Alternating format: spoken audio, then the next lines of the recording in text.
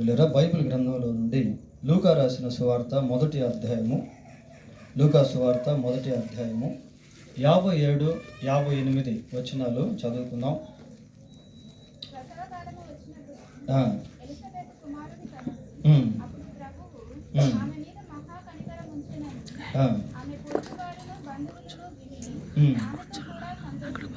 చాలు. పిల్లలు, మనం చదువుకున్నటువంటి ఈ లూకా సువార్త మొదటి అధ్యాయము 57, 58 వచనాల్లో ప్రసవ కాలము వచ్చినప్పుడు ఎలిజబెత్ కుమారుని కనిను, అప్పుడు ప్రభువు ఆమె మీద మహా కనికరం ఉంచెనని ఆమె పొరుగువారును బంధువులను విని ఆమెతో కూడా సంతోషించిరి. ఇక్కడ ఎలిజబెత్ను గురించి చదువుకుంటా ఉన్నాం.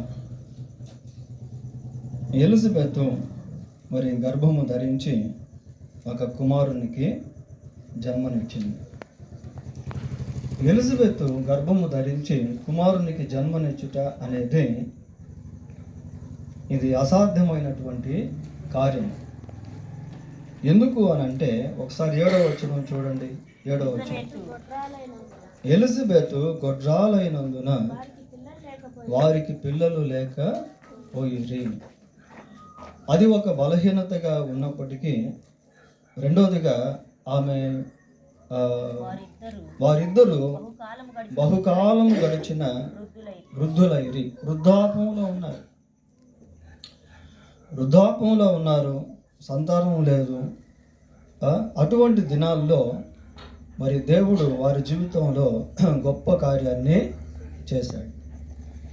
దీంట్లో మనం గమనించాల్సింది ఏంటి అంటే, అసాధ్యమైనటువంటి వాటిని దేవుడు సాధ్యపరిచేటువంటి వాడిగా ఉన్నాడు. It is proved nothing is impossible to God. ఈ కార్యము ద్వారా దేవునికి అసాధ్యమైనది ఏది లేదు అన్నది నిర్ధారణ అయింది. ప్రియులారా, చూడండి, ఆదికాండం 18వ అధ్యాయం 14వ వచనం కూడా చదువుకుందాం. యెహోవాకు అసాధ్యమైనది ఏదైనా నున్నదా, మీదటికి ఈ కాలమున నిర్ణయ కాలమందు నీ యొద్దకు తిరిగి వచ్చేదను, అప్పుడు శారాకు కుమారుడు కలుగును అని చాలు. దేవుడు ఇక్కడ మాట్లాడుతూ ఉన్నాడు. ప్రియులారా, యెహోవాకు అసాధ్యమైనది ఏదైనా కలదా? దేవునికి అసాధ్యమైనది ఏది కూడా లేదు. ఇర్మియా గ్రంథం 32వ అధ్యాయం 27వ వచనాన్ని కూడా చదువుకుందాం. 32:27, నేను యెహోవాను సర్వ శరీరులకు దేవుడను, నాకు అసాధ్యమైనది ఏదైనా ఉండునా. చూడండి ప్రియులారా, దేవుడు మాట్లాడుతూ ఉన్నాడు. నేను యెహోవాను సర్వ శరీరులకు దేవుడను. ఈ లోకంలో ఉన్న సమస్త వాటిని దేవుడే సృష్టించాడు. మానవులను, జంతువులను, పక్షులను, పశువులను, సమస్త శరీరులకు ఆయనే సృష్టికర్త అయినటువంటి దేవుడు. ఆయన సర్వ సృష్టికర్త.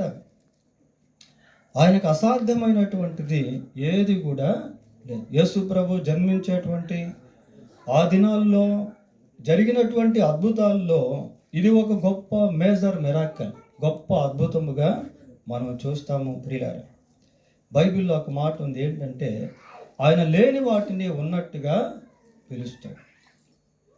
ఆయన లేని వాటిని ఉన్నట్టుగా పిలుస్తాడు, మృతులను సజీవులుగా మారుస్తాడు. చూడండి, ఈ రెండు కూడా అసాధ్యమైనటువంటివి. చనిపోయినటువంటి వారిని ఎవరు కూడా బ్రతికించలేరు. అలాగనే లేని వాటిని ఉన్నట్టుగా ఎవరు పిలవలేరు. కానీ దేవుడు ఎలాంటి వాడు అంటే, ఆయన శూన్యములో సృష్టిని చేసినటువంటి వాడు. ఆయన శూన్యములో ఈ భూమండలాన్ని నిలిపినటువంటి వాడు. మనం గాలిలో ఒక వస్తువుని నిలబెట్టలేము. అయితే దేవుడు ఈ విశాలమైనటువంటి భూగోళాన్ని శూన్యములో అలాగునే స్టాండ్ బై నిలబెట్టేశాడు. చూడండి, ఒకసారి యోబు గ్రంథం 26వ అధ్యాయం 7వ వచనం చదువుకుందాం. యోబు గ్రంథం 26వ అధ్యాయము 7వ వచనం. శూన్య మండలము పైన ఉత్తర దిక్కునున్న ఆకాశ విశాలమును ఆయన పరిచెను. శూన్యము పైన భూమిని వేలాడదీసెను. శూన్యములో ఆయన భూమిని వేలాడదీశాడు. Without any support God hang the earth in the air. శూన్య మండలముని వేలాడదీసినటువంటి దేవుడు యేసుక్రీస్తు మహాదేవుడుగా, యేసుక్రీస్తు సర్వాధికారి అయిన దేవుడిగా, యేసుక్రీస్తు వర్తమాన భూత భవిష్యత్ కాలంలో ఉండువాడుగా బైబిల్లో మనం ఆయన గురించి చదువుతాము. ప్రియులారా, ఇక్కడ ప్రసవ కాలము వచ్చినప్పుడు ఎలిజబెత్ కుమారుని కనెను. కుమారులు కుమార్తెలు వీరిద్దరు కూడా తల్లిదండ్రులకు దేవుడిచ్చినటువంటి బహుమానాలు. ప్రియులారా, కుమారులైనా కుమార్తెలైనా తల్లిదండ్రులకు వారు దేవుడిచ్చినటువంటి బహుమానాలు. గర్భఫలము యెహోవా ఇచ్చు బహుమానము, కుమారులు ఆయన అనుగ్రహించు స్వాస్థ్యము. కాబట్టి దేవుడిచ్చినటువంటి పిల్లలు ఆయన యొక్క బహుమానాలు. ఈ విషయం తల్లిదండ్రులు జ్ఞాపకం ఉంచుకోవాలి. పిల్లలు గల తల్లిదండ్రులు అందరూ గుర్తించుకోవాల్సినటువంటి విషయం ఏంటి అంటే, వారు కుమారులైనా కుమార్తెలైనా ఇదిగో వీరు దేవుడు నాకు ఇచ్చినటువంటి బహుమానాలు. దేవుడు మానవుని ప్రేమించి మానవుని బహుమానంగా అనుగ్రహించాడు. ఇక్కడ ఎలిజబెత్ జీవితంలో దేవుడు అద్భుత కార్యాన్ని చేశాడు. నిండు వృద్ధాపంలో ఉంది, గొడ్రాలుగా ఉంది. ఆమె జీవితంలో దేవుడు యేసు ప్రభు జన్మిస్తున్నటువంటి ఆ సమయంలో ఒక గొప్ప అద్భుత కార్యం అనేది జరిగించబడింది. అది దేంతో పోల్చబడింది అని అంటే, అక్కడ 58వ వచనంలో మనం చూస్తాం. అప్పుడు ప్రభువు ఆమె మీద మహా కనికరం ఉంచెనని ఆమె పొరుగువారును బంధువులను విని ఆమెతో కూడా సంతోషించిరి. ఆ కార్యము వెనక దేవుని మహా కనికరం అనేటువంటిది దాగి ఉంది. ప్రియులారా, దేవుడు కనికరము కలిగినటువంటి వాడు, దేవుడు ప్రేమ కలిగినటువంటి వాడు, దేవుడు జాలి కలిగినటువంటి వాడు. బైబిల్లో ఒక మాట మనం చూస్తాం. మత్తయి సువార్త 9వ అధ్యాయం 13వ వచనంలో ఏమని ఉంటుంది అంటే, దేవుడు కనికరము కోరును కానీ బలిని కోరడు అని. ఆయన కనికరాన్ని కోరేటువంటి వాడు, బలిని కోరేటువంటి వాడు కాదు. ప్రియులారా, మనం ఇందాక పాట పాడుకున్నాం, వేలాది నదులంతా విస్తారమైన తైలము నీకిచ్చిన చాలునా. ఏమి ఇవ్వగలము మనం దేవునికి? There is nothing with us to give God. దేవునికి ఇచ్చేదానికి మన దగ్గర ఏది కూడా లేదు. ప్రియులారా, ఆయన తన మహా కనికరము చేత కార్యములను జరిగించేటువంటి వాడు. బలిని కోరేటువంటి వాడు కాదు, బలిని ఆశించేటువంటి వాడు కాదు దేవుడు. ఆయన ప్రేమ కలిగినటువంటి వాడు. తన మహా కనికరము చేత మానవుల జీవితంలో ఆయన అద్భుతాలను చేసేటువంటి వాడు, స్వస్థతలను ఇచ్చేటువంటి వాడు, విడుదలను ఇచ్చేటువంటి వాడు. ప్రియులారా, చూడండి, మత్తయి సువార్త 15వ అధ్యాయము 32వ వచనం చదువుకుందాం. మత్తయి సువార్త 15వ అధ్యాయం. అంతటా యేసు తన శిష్యులను పిలిచి, నా యొద్దనున్నారు, వారికి తిననేమీ లేదు గనుక వారి మీద కనికరపడుచున్నాను. He was moved with compassion towards hungry people. ఆయన ఆకలికొని ఉన్నటువంటి వారి పట్ల కనికరాన్ని చూపిస్తూ ఉన్నాడు.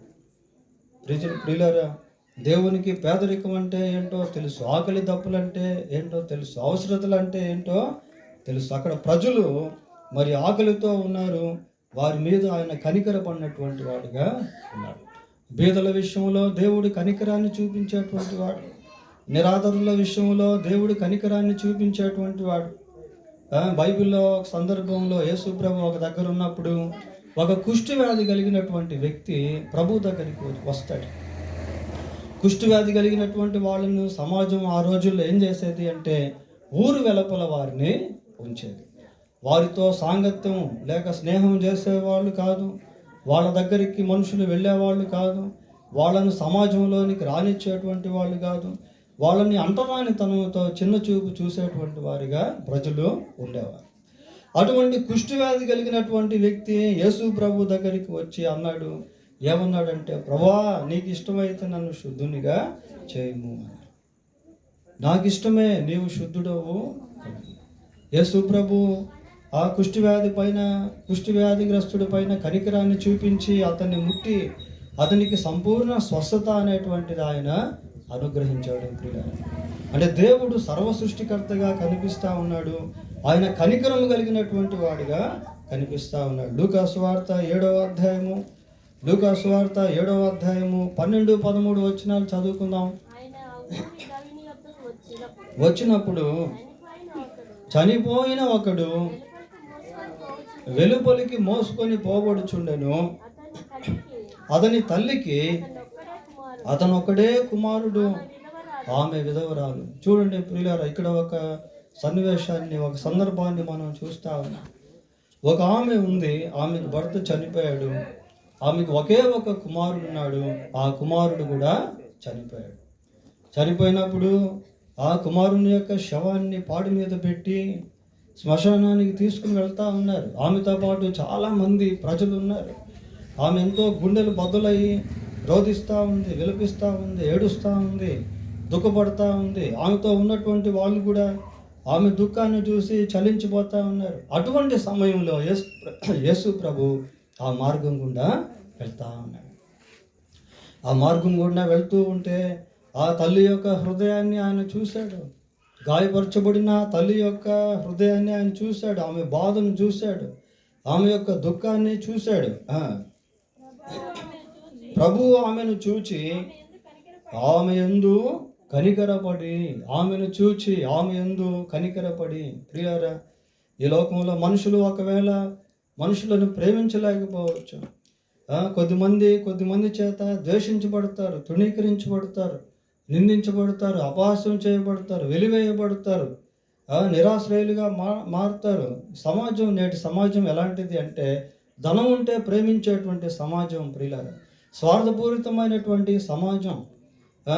అయితే గాడ్ హ్యాస్ సెల్ఫ్లెస్ లవ్. అయితే దేవునిలో నిస్వార్థ ప్రేమ అనేటువంటిది ఉంది. ఆయన ఆమెను చూసి కనికరపడి ఏం చేశాడు? ఏడవద్దని ఆమెతో చెప్పి, అమ్మా ఏడవద్దు. చూడండి ఆ మాటలు ఎలా ఉన్నాయి ప్రియులారా. యేసు ప్రభు ఎలాంటి వాడు అంటే ఆయన ఆదరించేటువంటి దేవుడు, ఆయన కన్నీటిని తుడిచేటువంటి వాడు, ఆయన బ్రద్దలైపోయినటువంటి హృదయాలను బాగు చేసేటువంటి వాడు, ఆయన నెమ్మదినిచ్చేటువంటి వాడు, ఆయన శాంతినిచ్చేటువంటి వాడు. ప్రియులారా, బైబిల్లో మనం చూస్తాం, యేసుక్రీస్తు సర్వలోకమునకు శాంతికరమై ఉన్నాడు. ప్రయాసపడి భారం మోసుకొనుచున్న సమస్త జనులారా నా యొద్దకు రండి, నేను మీకు విశ్రాంతిని కలుగజేస్తాను. అందరినీ కూడా ఆయన పిలుస్తూ ఉన్నాడు. ప్రియులారా, ఎవరు యేసు ప్రభు దగ్గరికి వచ్చినా వాళ్ళ జీవితంలో గొప్ప సమాధానం అనేది కలుగుతుంది, గొప్ప నెమ్మది అనేటువంటిది కలుగుతుంది. ఈ రోజుల్లో డబ్బు ఉంటుంది కానీ కుటుంబాల్లో నెమ్మది లేదు, సమాధానం లేదు. కుటుంబాల్లో కలహాలు, గొడవలు, పోలీస్ స్టేషన్స్, కోర్టు కేసులు, కుటుంబాల్లో డైవర్స్ తీసుకోవడం, విడాకులు తీసుకోవడం, ఇట్లాంటివి మనం చూస్తూ ఉన్నాం. కుటుంబాల్లో, సమాజాల్లో నెమ్మది లేదు, కొట్లాటలు, గొడవలు, మత కలహాలు, ఇలాంటివన్నీ మనం చూస్తూ ఉన్నాం. ప్రియులారా, ప్రజల్లో నెమ్మది లేకుండా మనుషులు జీవిస్తూ ఉన్నారు. అయితే యేసుక్రీస్తు ప్రభు ఎలాంటి వాడు అంటే ఆయన సమాధానాన్ని ఇచ్చేటువంటి దేవుడు, ఆయన సమాధానకర్త అయినటువంటి దేవుడు, ఆయన శాంతినిచ్చేటువంటి దేవుడు. నా శాంతిని మీకు ఇచ్చుచున్నాను, లోకం ఇచ్చినట్టు కాదు. కాబట్టి ఆయన ఎద్దుకు ఎవరు వచ్చినా కూడా వారికి ప్రభు తప్పకుండా సహాయం చేస్తాడు. యేసుక్రీస్తు అందరికీ ప్రభు. ప్రియులారా, is not the lord for only group of people. ఏదో కొద్ది మందికే ఆయన ప్రభు అని కాదు, కానీ బైబిల్లో మనం చూస్తాం యేసుక్రీస్తు అందరికీ కూడా ప్రభువు. కనికరపడి ఆమె అంటున్నాడు, అమ్మా ఏడవద్దు అంటున్నాడు. ఒకసారి ఒక ఆమె వ్యభిచారంలో పట్టబడింది. ప్రియులారా, పట్టబడితే ఆనాటి సమాజం ఏం చేసింది అంటే ఆమె నిందించి, ద్వేషించి, దూషించి ఆమెను యేసు ప్రభు దగ్గరికి తీసుకొచ్చి ఆయన్ని విమర్శిస్తూ ఉన్నారు. ఇదిగో ఏం పాపం చేసి పట్టబడింది, ఏం తప్పు చేసి పట్టబడింది, కాబట్టి మనం రాళ్లతో కొట్టి ఈమెను చంపేద్దాం అంటే ప్రభు అన్నాడు, ఏమన్నాడంటే మీలో ఎవరైతే పాపం చేయలేదో వారు మొట్టమొదటి రాయి ఆ మీద వేయండి అన్నాడు. వేయండి అన్నప్పుడు వాళ్ళు సౌమ్య విమర్శ చేసుకున్నారు, స్వీయ పరీక్ష చేసుకున్నారు. ప్రియులారా, మన జీవితంలో మన గురించి మనం ఆలోచన చేసినప్పుడు ఎన్నో లోటుపాట్లు అనేటువంటివి మనకు కనబడతాయి.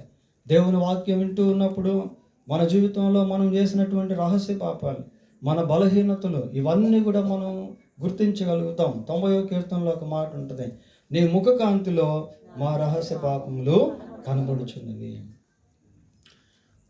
అయితే ఆమెను తీసుకొచ్చినప్పుడు ప్రభు ఆమెను చూసి అన్నాడు, అమ్మా, ఎవరు కూడా నిన్ను శిక్షించలేదా? నేను కూడా నిన్ను శిక్షించను. ప్రియులారా, యేసు ప్రభు పాపమును క్షమించేటువంటి వాడు, యేసు ప్రభు పాపం నుంచి విడుదల ఇచ్చేటువంటి వాడు.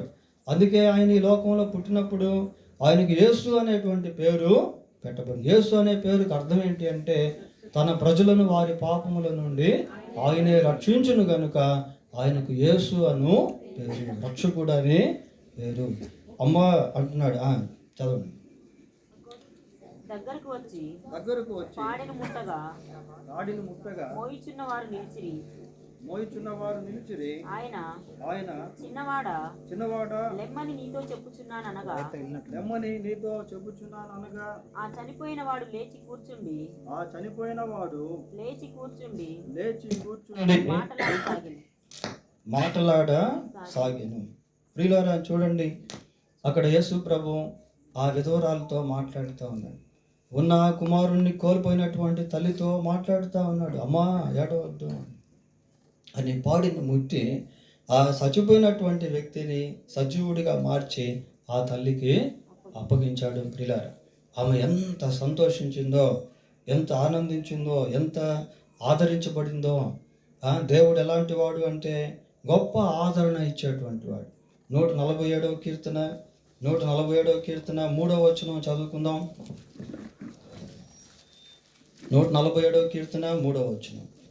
గుండె చెదిరిన వారిని ఆయన బాగు చేయును, వారి గాయములను కట్టువాడు. గుండె చెదిరిన వారిని బాగు చేసేటువంటి వాడు, వారి గాయములను ఆయన కడతాడు. ప్రియులారా, అంతరంగంలో ఉండేటువంటి గాయాలు ఎవరు కట్టగలరు?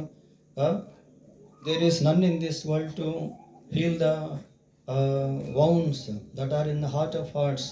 అంతరంగంలో ఉండేటువంటి ఆ గాయాలను ఈ లోకంలో బాగు చేసేటువంటి డాక్టర్లు ఎవరు కూడా లేరు. ప్రియులారా, కొద్దిమంది మానసికంగా ఎవరికి చెప్పుకోలేనటువంటి సమస్యలతో లోపల కృంగిపోతూ ఉంటారు. కొద్దిమంది ఏమనుకుంటారంటే డిప్రెషన్లోకి వెళ్ళిపోయి death is better than life, చనిపోతేనే మంచిది అని ఎంతోమంది ఈ రోజుల్లో ఆత్మహత్యలు కూడా చేసుకుంటా ఉన్నారు. ప్రియులారా, చిన్న చిన్న విషయాల్లో ఎంతోమంది ఉద్రేకపూరితులై ఆత్మహత్యలు చేసుకునేటువంటి వారు కూడా ఉన్నారు. ఇక్కడ ఏమని చదువుతున్నాము అంటే గుండె చెదిరిన వారిని ఆయన బాగు చేసేటువంటి వారి గాయములను కట్టువాడు. గుండె చెదిరిన వారిని బాగు చేసేటువంటి వాడిగా, వారి గాయములను ఆయన కట్టేటువంటి వాడిగా దేవుడు ఇక్కడ ఉన్నట్టు మనము చూస్తా ఉన్నాం. సరే, మళ్ళీ మూలవాక్యంలోనికి వెళ్దాం. లూకా సువార్త 1వ అధ్యాయము 57-58 వచనం చదువుదాం. ఆమె మీద మహా కనికరం ఉంచెనని ఆమె పొరుగు వారును బంధువులను విని ఆమెతో కూడా సంతోషించిరి. ప్రియులారా, దేవుడు మన జీవితంలో కార్యం చేసిన పిమ్మట మనం ఆయనకు సాక్షులముగా ఉంటాం. ఎలిజబెత్ ఎప్పుడైతే ఒక కుమారునికి జన్మనిచ్చిందో ఆమె జీవితంలో she became a witness to God. దేవునికి ఆమె ఒక సాక్షిగా మారింది. 1వ అధ్యాయం 24-25 వచనం చదవండి.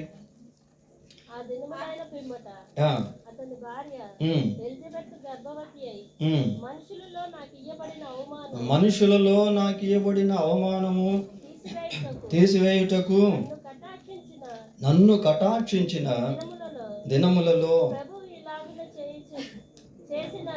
ప్రభువు ఇలాగూ చేసిన అనుకొని చాలు. మనుషులు అవమానించినటువంటి ఆ దినాల్లో ప్రభువు ఆమె జీవితంలో చేసిన కార్యాన్ని జ్ఞాపకం చేసుకుంటా ఉంది ప్రియులారా. దేవుడు ఎవరి జీవితంలో అయితే కార్యం చేస్తాడో వారు దేవునికి సాక్షులుగా మారుతారు. వారు దేవుని గురించి సాక్ష్యం ఇచ్చేటువంటి వారుగా ఉంటారు. దేవుడు మన జీవితాల్లో కార్యం చేసినప్పుడు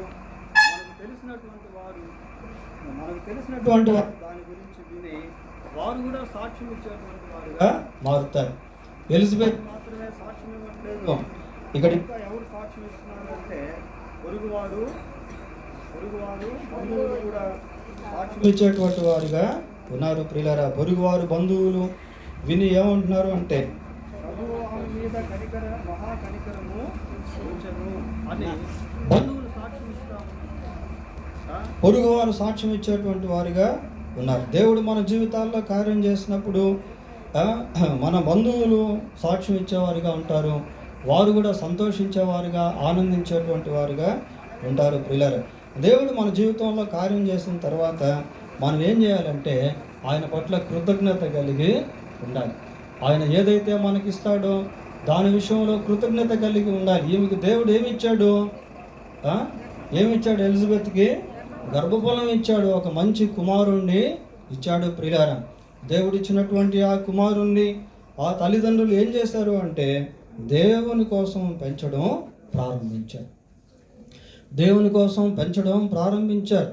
ఆ బిడ్డ పెరిగి పెద్దవాడి ఒక గొప్ప వ్యక్తిగా మారాడు, ఒక గొప్ప ప్రయోజకుడిగా మారాడు. కాబట్టి తల్లిదండ్రులైనటువంటి వారు దేవుడు వారికి ఇచ్చినటువంటి బిడ్డల విషయంలో దేవుని పట్ల కృతజ్ఞత కలిగి ఉండాలి. వారి కొరకు దేవుని సన్నిధిలో ప్రార్థన చేయాలి, వారిని దేవుని మార్గంలో పెంచుకోవాలి. వారిని దేవుడు దర్శించినప్పుడు వారు కూడా దేవుని బిడ్డలుగా మారి తల్లిదండ్రులను సన్మానించేటువంటి వారుగా ఉంటారు. ఇక్కడ మహా కనికరం అనేటువంటి మాటను మనం చూస్తూ ఉన్నాం ప్రియులారా. ఈ మహా అనేటువంటి 2 అక్షరాల పదం చాలా శ్రేష్టమైనటువంటి పదం. ఈ పదం ఎక్కడ వినపడుతుంది అంటే క్రిస్మస్ దినాల్లో సహజంగా మనం దీన్ని వింటూ ఉంటాం. దేవదూతలు వచ్చి పాటలు పాడుతూ ఏమన్నారు?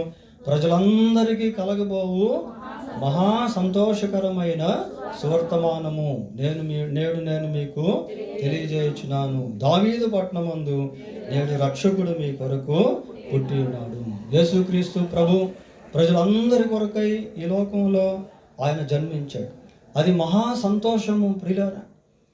అది మహా సంతోషం. ఎందుకు అంటే ఆయన రక్షకుడు, పాపులను రక్షించుటకు క్రీస్తు యేసు లోకమునకు వచ్చెను. యేసు ప్రభు ఈ లోకానికి వచ్చి ఆయన కన్యక గర్భమందు జన్మించి పరిశుద్ధుడిగా జీవించి సమస్త మానవ పాప క్షమాపణ కొరకు సిలువలో తన అమూల్యమైనటువంటి రక్తాన్ని చిందించి ఆయన మరణించాడు. సమాధిలో ఉంచబడి 3వ రోజు తిరిగి సజీవుడై లేచాడు ప్రియులారా. ఇప్పుడు ఎవరైతే యేసు ప్రభువునందు విశ్వాసం ఉంచుతారో వారు ఆయన కనికరాన్ని బట్టి రక్షణ పొందుతారు.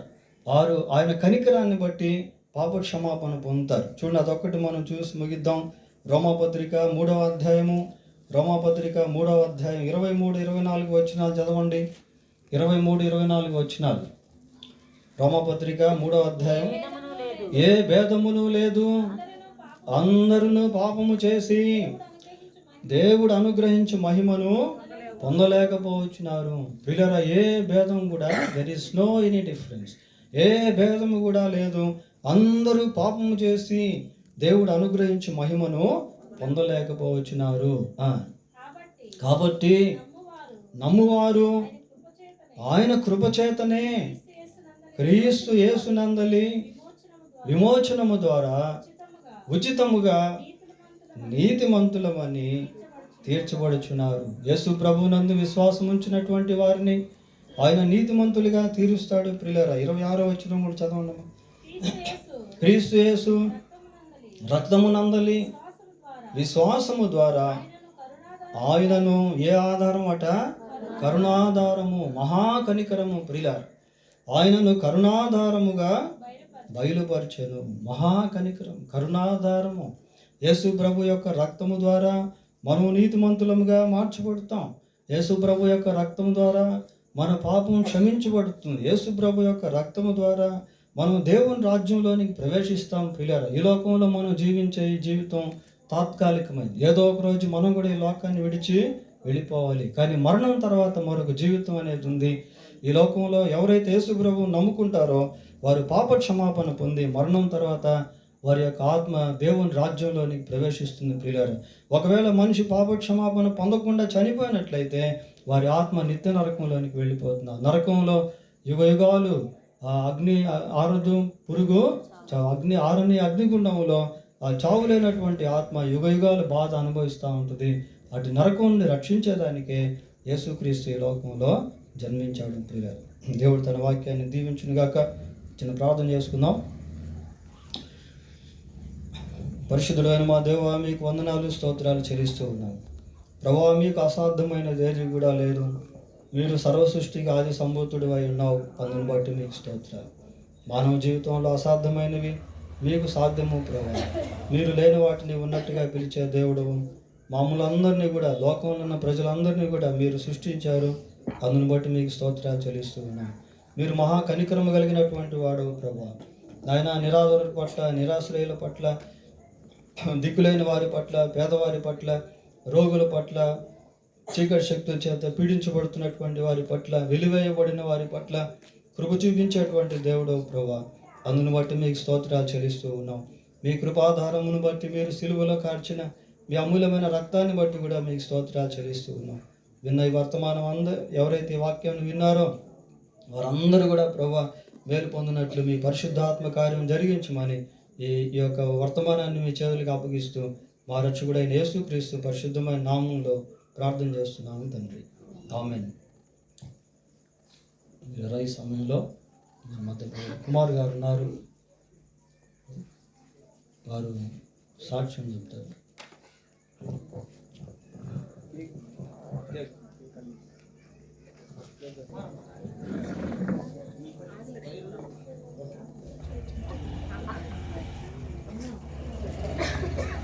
దేవుని నామమున కూడి వచ్చిన మీ అందరికీ,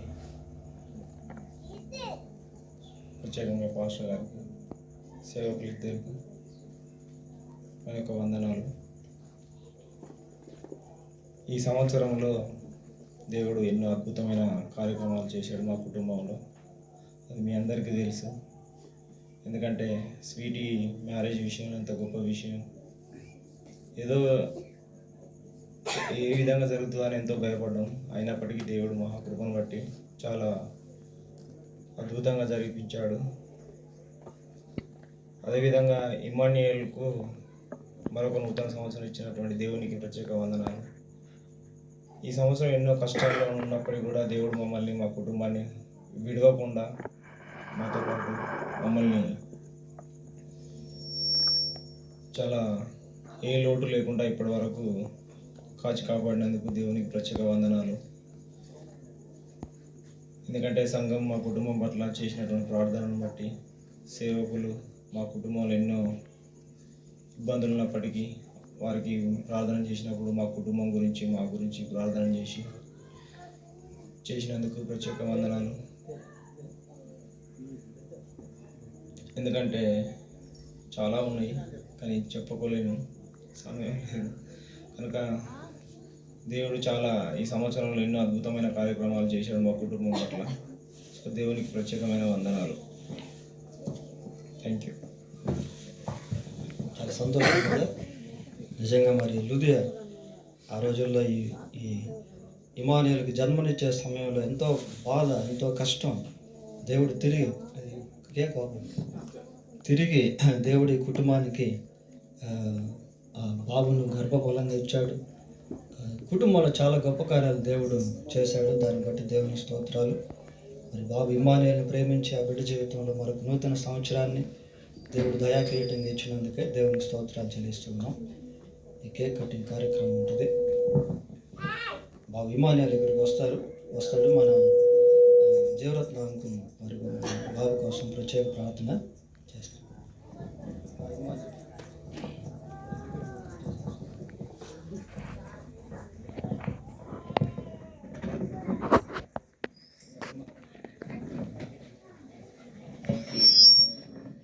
ప్రార్థన ఇటువైపు రండి అయ్యగారు. ప్రార్థన చేసుకుందాం. మహాపరిశుద్ధమైన మా తండ్రి, మీ పరిశుద్ధ పాదములకు స్తుతులు చెల్లిస్తున్నాం నాయన.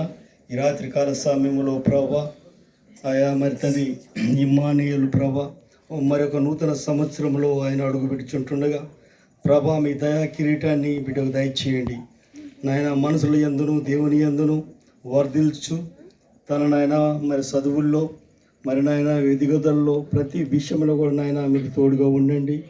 మరి ఇన్న వాక్యం అవును ప్రభా ఎలిజబెత్ మరి నాయన గొడ్రాలు మరి గొడ్రాలు అయినప్పటికీ మీరు ఆశీర్వదించారు, మీరు దీవించి నాయన చక్కటి కుమారుని మీరు ఇచ్చారు. అందుని బట్టి మీకు వందనాలు చెల్లిస్తూ అయా ఎన్నో విషయాలు వాక్యంలో మేము విన్నాం. వాటంటిని కూడా నీరు కట్టి ఫలించి మా ఆత్మీయ జీవితంలో నాయన మేము కూడా నాయన ఎలిజబెత్ లాగా జక్రయ్యలాగా జీవించేవారుగా మమ్మల్ని మీరు చేయమని యేసు పరిశుద్ధ ఈ కేకు మరి కట్ చేస్తుంటుండగా మీరే తోడుగుండి సహాయం చేయమని యేసు నామమున అడుగుచున్నాం తండ్రి, ఆమేన్. కుమారులు రండి ఫ్యామిలీ. వర్షం పడుతుంది.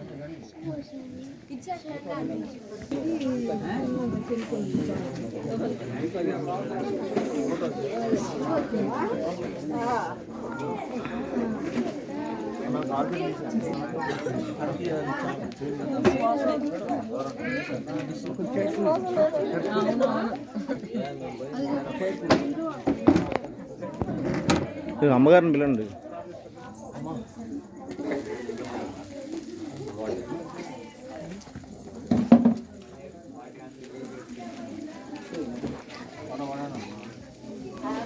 Birthday to you, happy birthday to you, happy birthday to you, happy birthday to you, long life to you, many greetings to you. అమ్మ రండి లోపల రండి అమ్మ, తీయది. Greetings to you, greetings to you, long life to you, happy long life to you, happy long life to you, happy long life to you, bless you. Photo video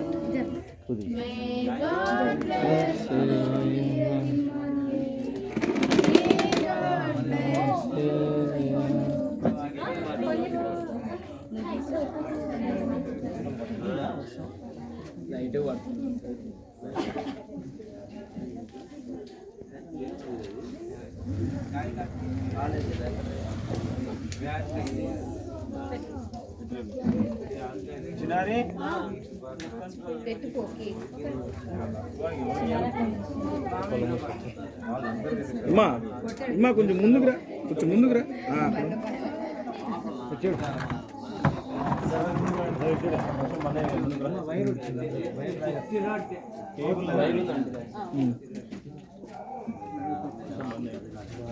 తిన్నారా కదా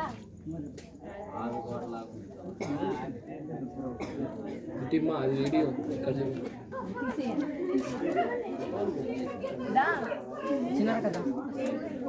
నువ్వు పట్టుకొచ్చి ఇలా పక్కన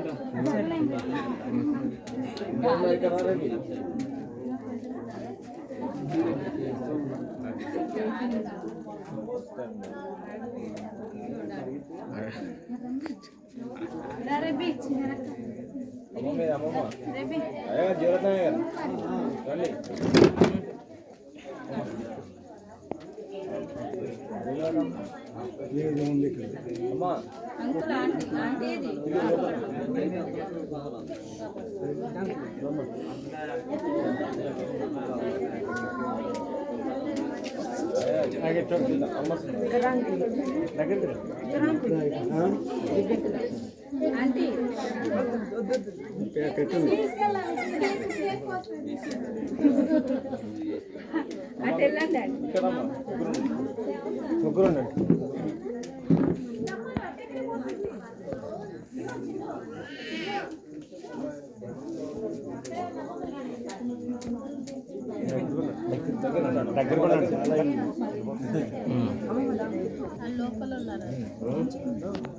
జున్ను జున్ను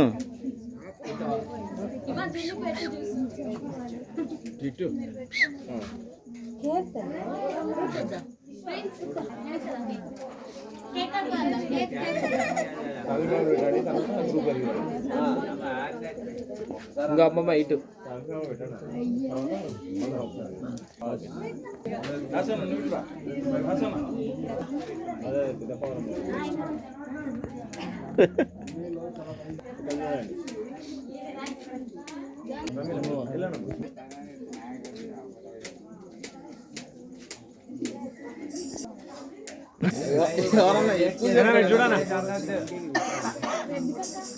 నాకు ఇది కనపడుతుంది ఇక్కడ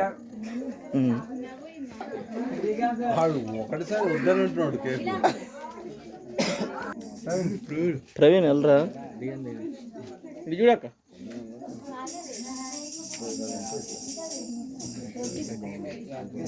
తెల్లోడు ఇటు చూడండి ఇద్దరు ముగ్గురు స్మైల్ ఇవ్వండి. తెల్లోడేరా పెట్టి ఇటు చూడండి